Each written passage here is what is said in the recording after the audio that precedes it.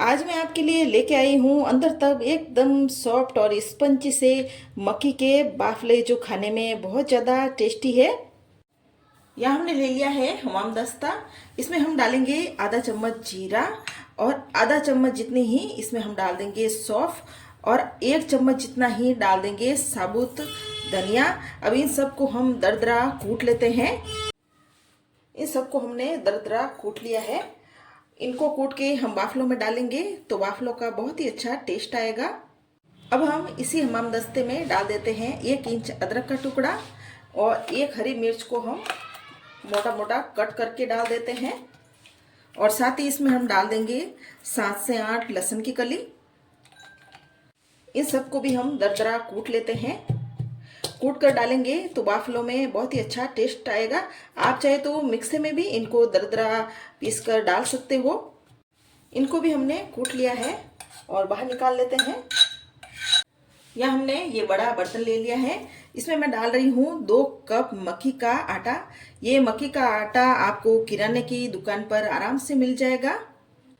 2 छोटा चम्मच जितना ही हम इसमें डाल देंगे बेसन। बेसन डालने से इन बाफलों में बहुत ही अच्छी बाइंडिंग आएगी और टेस्ट भी अच्छा आएगा। आधा चम्मच ही इसमें हम डाल रहे हैं पापड़ खार। पापड़ खार डालने से ये बाफले बहुत ही सॉफ्ट बनेंगे। अगर आपके पास पापड़ खार नहीं है तो इसकी जगह आप बेकिंग पाउडर भी डाल सकते हो। 1 चम्मच ही यहाँ मैं डाल रही हूँ नमक। नमक आप अपने टेस्ट के हिसाब से डालें। और 2/4 चम्मच जितना ही इसमें मैं डाल रही हूँ हल्दी का पाउडर। यहाँ पे जो हमने मसाले कूटे थे वो मसाले डाल देते हैं। और साथ ही इसमें मैं डाल रही हूँ 1 चम्मच भरकर लाल मिर्ची का पाउडर। आधा चम्मच ही इसमें हम डालेंगे अजवाइन। अजवाइन को हाथों से क्रश करके डालेंगे तो बाफलों का बहुत ही अच्छा टेस्ट आएगा। 1 पिंच जितनी ही हम इसमें हींग डाल देते हैं। और साथ ही यहाँ लहसुन और हरी मिर्च को हमने दरदरा किया था वो भी इसमें डाल देते हैं। और साथ ही मैं डाल रही हूँ 1 चम्मच भरकर तिल। आधा चम्मच ही इसमें हम डाल देंगे कसूरी मेथी।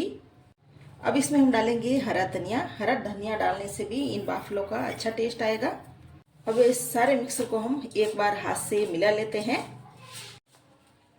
मिक्सर को हमने मिला लिया है। अब इसमें मैं डाल रही हूँ तेल। या मैंने 4 छोटे चम्मच जितना ही तेल डाला है। और तेल का मोयल भी अच्छे से इस आटे में हम लगा लेते हैं। सारे मिक्सर को अच्छे से मिक्स कर लिया है और मोयन भी अच्छे से लग गया है। यहाँ हमने ले लिया है 1 कप गर्म पानी। ये आटा हम गर्म पानी से ही लगाएंगे। ठंडे पानी से ये आटा बिल्कुल भी हमें यहाँ पर नहीं लगाना है। और थोड़ा थोड़ा करके ही हम यहाँ पे गर्म पानी डालेंगे और हाथों से अच्छे से मसलते हुए इस आटे को लगाएंगे। आटा हमने लगा लिया है। इस आटे को लगाने में मुझे 1 कप जितना ही पानी लगा है। और साथ ही इस आटे पर ढक्कन लगाकर 10 मिनट के लिए इस आटे को हम छोड़ देते हैं। गर्म पानी में हमने आटा लगाया है तो आटा थोड़ा फूलेगा और सेट भी हो जाएगा। 10 मिनट हो गए हैं। आटे को हम वापस देख लेते हैं। और आटे पर हम डाल देंगे तेल। या मैं 2 छोटा चम्मच जितना ही तेल डाल रही हूँ। और आटे को हम एक बार हाथ से वापस से मसल लेते हैं। आटे को हमने 4-5 बार ऐसे हाथों से मसल लिया है और आटा इससे सॉफ्ट हो गया है और ऐसा चिकना भी हो गया है। अब हम बाफले बना लेते हैं। अब हम थोड़ा सा आटा तोड़ेंगे। आटा तोड़ने के बाद ऐसे गोल गोल बाफले बनाएंगे इस तरह से। और हाथ से हम एक बार ऐसे दबा लेंगे। इस तरह से ये सारे बाफले हम बनाएंगे। आप छोटे बड़े कैसे भी बाफले अपनी पसंद के हिसाब से बना सकते हो। या मैं छोटे छोटे ही बाफले बना रही हूँ इस तरह से। या हमने ये सारे बाफले बना लिए हैं।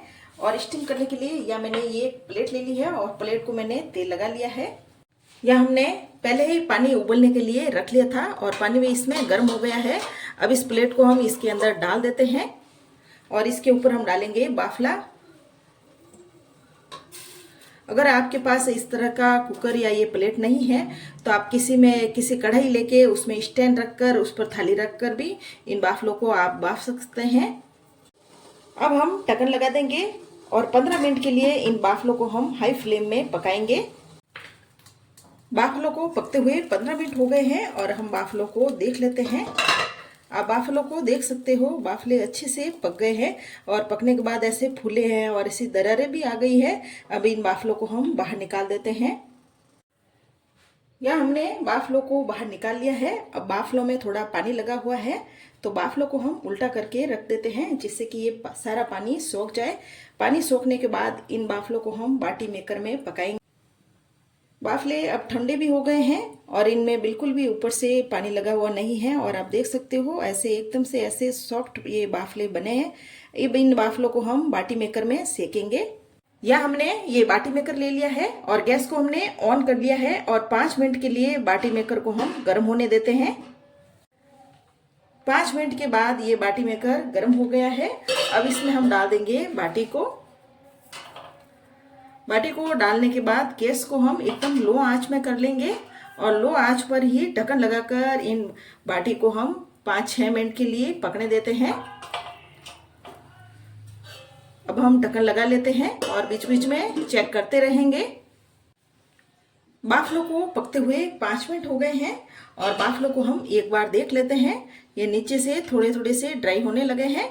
अब इन बाफलों को हम पलट लेते हैं। बस इसी तरह से हम 5-5 मिनट पे 3-4 बार इन बाफलों को हम चेक करते रहेंगे। इन्हें पकने में हमें 20 से 25 मिनट का टाइम लगेगा और वापस से हम ढक्कन लगा लेते हैं और इनको पकने देते हैं। अब हम बाफलों को एक बार वापस देख लेते हैं। बाफलों को मैंने बीच में भी 3-4 बार ढक्कन हटाकर चेक कर लिया था और अलट पलट भी किया था और यहाँ पर बाफले ये अच्छे से अब सिक गए हैं। इन बाफलों को अब हम निकाल देते हैं। मक्की के बाफलों को हमने बाहर निकाल लिया है और अभी थोड़े गर्म है और देख सकते हो एकदम से ऐसे कैच स्पंजी और बहुत ही ऐसे सॉफ्ट, अंदर तक सॉफ्ट ये बाफले बने हैं।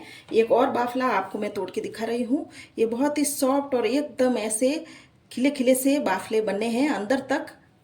सारे बाफलों को इस तरह से हाथ से मैं तोड़ रही हूँ ताकि घी में डुबाएंगे तो घी अंदर तक इन बाफलों में जाएगा।